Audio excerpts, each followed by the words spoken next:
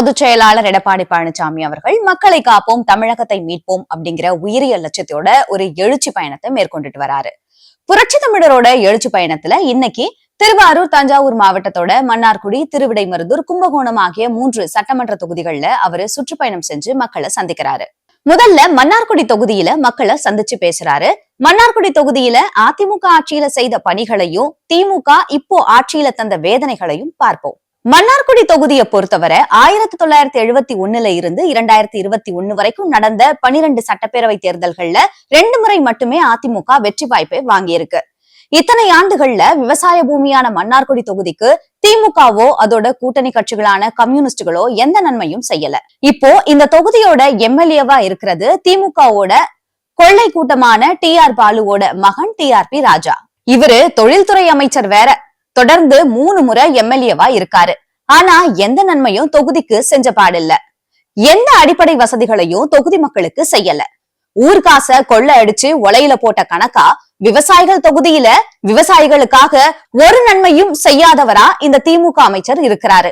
மன்னார்குடிய சுற்றுலா தலமா அமைக்கணும், மன்னார்குடி பட்டுக்கோட்டை இடையிலான ரயில் பாதை பணிகளை தொடங்கணும், மன்னார்குடிய மிக தூய்மையான நகரமா மாத்துறதுக்கு பாதாள சாக்கடை திட்டத்தை செயல்படுத்தணும் அப்படிங்கிறது எல்லாம் நீண்ட நாள் கோரிக்கையா இருக்கு. ஆனா இதையெல்லாம் யார் செய்யறது? மன்னார்குடி பகுதி மக்களிடையே வேளாண்மை கல்லூரி மற்றும் அரசு பெண்கள் கல்லூரி அமைக்கணும், நீடாமங்கலத்துல ரயில்வே மேம்பாலம் மற்றும் பைபாஸ் சாலை அமைக்கணும், இந்த மாதிரியான கோரிக்கைகளை கண்டுகொள்ளாம இருக்கிறாரு எம்எல்ஏ ராஜா. ஊழல் பேர் வழியான ராஜா ஏழை எளிய விவசாய மக்களுக்கு எந்த நன்மையையும் செய்யல. இந்த நிலை மாறணும் அப்படின்னா அதுக்கு அதிமுக ஆட்சிதான் தீர்வு. திருவிடைமருதூர் தொகுதியை பொறுத்த வரைக்கும் 1977 இருந்து 2021 வரைக்கும் 11 சட்டப்பேரவை தேர்தல்கள்ல 2 முறை மட்டும்தான் அதிமுக வெற்றி வாய்ப்பை பெற்றிருக்கு. கடந்த 3 தேர்தல்கள்ல வெற்றி பெற்று இப்போ திமுக ஆட்சியில அமைச்சராகவும் உள்ள திமுகவோட கோவி செழியன் தன்னோட சொந்த தொகுதிக்கு எந்த நன்மையும் செய்யல. எந்த அடிப்படை வசதிகளையும் செஞ்சு தரல. இந்த பகுதியில தொழிற்சாலைகள் எதுவும் இல்லாததால பொருளாதாரத்துல பின்தங்கிய நிலையில இருக்கு. இந்த தொகுதியில விவசாயம் சார்ந்த பிரச்சனைகள், சாலை வசதிகள் இல்லாமை முக்கிய பிரச்சனைகளா இருக்கு. வேலை வாய்ப்பு மற்றும் தொழில் வளர்ச்சி சார்ந்த பிரச்சனைகளும் இருக்கு. மேலும் அடிப்படை வசதிகளான குடிநீர் மற்றும் சுகாதாரம் சார்ந்த பிரச்சனைகளும் இருக்கு. திமுக ஆட்சியில தொகுதி மக்கள் மகிழ்ச்சியா இல்ல. அவ்வளவு வேதனைகள் தான் பரிசா தந்திருக்கு. கும்பகோணம் தொகுதியை பொறுத்த வரைக்கும் தொடர்ச்சியா 6 முறை திமுக வெற்றி பெற்றிருந்தாலும் தொகுதி மக்களுக்கு எந்த நன்மையும் நடக்கல.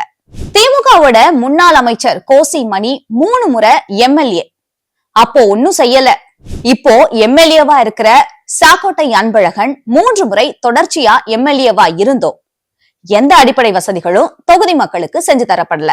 கும்பகோணத்தை தலைமையிடமா கொண்டு தனி மாவட்டம் உருவாக்கணும், அரசு மருத்துவக் கல்லூரி அமைக்கணும், பாதாள சாக்கடை திட்டத்தை முழுமையா நிறைவேற்றணும், இதெல்லாமே செஞ்சு தரப்படல.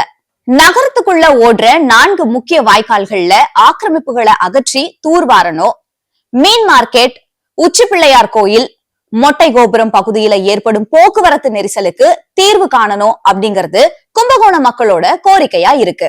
காவிரி, அரசலாறு உள்ளிட்ட ஆறுகளை தூர்வாரி சீரமைக்கணும், தாராசுரம் பட்டீஸ்வரம் சாலையில் உள்ள அன்னலகரகாரம், கும்பகோணம் சாலையில் உள்ள ரயில்வே மேம்பாலங்கள் அமைக்கணும், நகர்ல ஆக்கிரமிப்புல இருக்கக்கூடிய குளங்களை மீட்டு சீரமைக்கணும் போன்றவை மக்களோட தீராத பிரச்சனையா இருக்கு.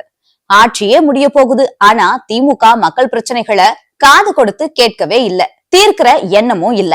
இது எல்லாத்துக்கும் விடிவு காலம் உண்டு அப்படின்னா அது மறுபடியும் அமைய போற அதிமுக ஆட்சிதான்.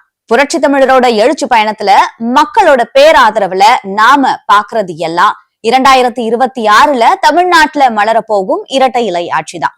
எடப்பாடிதான் வராரு, ஸ்டாலினை விரட்ட போறாரு. இதுதான் தமிழக மக்களோட குரலா இருக்கு.